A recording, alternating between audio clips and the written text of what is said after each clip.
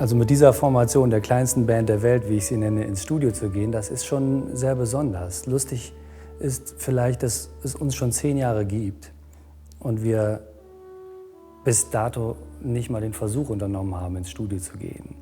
Und die Nähe, die wir erfahren haben im Studio, ist eine sehr besondere, eine, die uns quasi in gewisser Weise musikalisch splitternackt voreinander stellt und uns dazu zwingt, uns auch noch zu beurteilen. Uns selbst, aber auch den anderen im Zusammenspiel. Und das ist etwas, was musikalisch manchmal an die Nieren gehen kann, aber uns ein großes Stück vorwärts gebracht hat.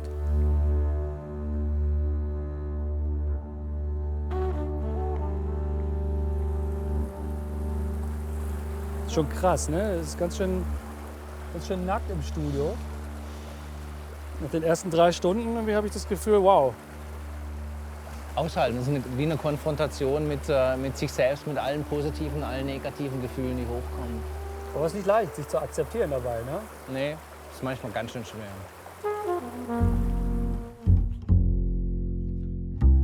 Die Stücke, die wir ausgewählt haben, sind die Essenz dessen, was an Möglichkeiten vorhanden war.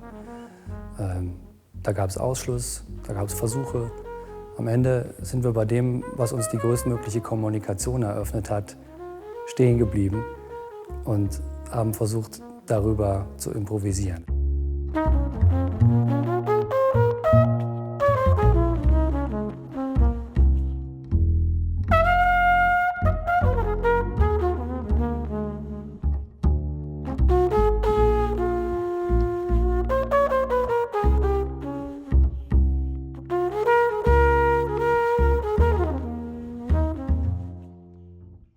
Es ist für mich auch ein wunderbarer Ansatz, mit Till zusammen Dinge auszuprobieren, die sich auf eine ganz andere Art und Weise darstellen. Ein Bild kriegt einfach einen neuen Rahmen und sieht dann anders aus. Also stilistisch gesehen erstmal ein völlig offenes Visier. Und dann lassen wir uns leiten von dem, was uns einfällt und lassen den Moment entscheiden.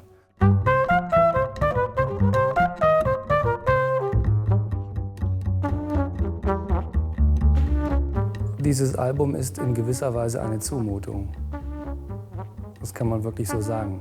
Sie mutet uns zu, uns völlig ungefiltert aufeinander einzulassen, nicht zu wissen, was gleich passieren wird.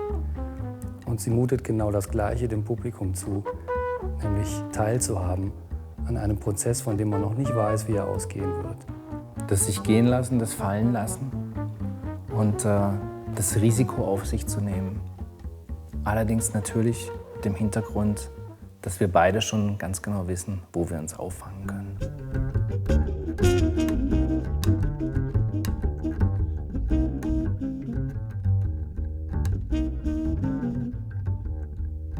Man kann durchaus sagen, dass die Reduzierung aufs Wesentliche am Ende des Tages ein Bass und eine Trompete sein kann. Ich könnte auch mit einem Pianisten spielen, aber in einem Bandgefüge ist der Bass das, auf das ich am wenigsten verzichten könnte. Und was läge näher, als sich genau dieses eine Instrument, auf das man keinesfalls verzichten möchte, zu holen und zu sagen, wir reduzieren es auf Trompete und Kontrabass.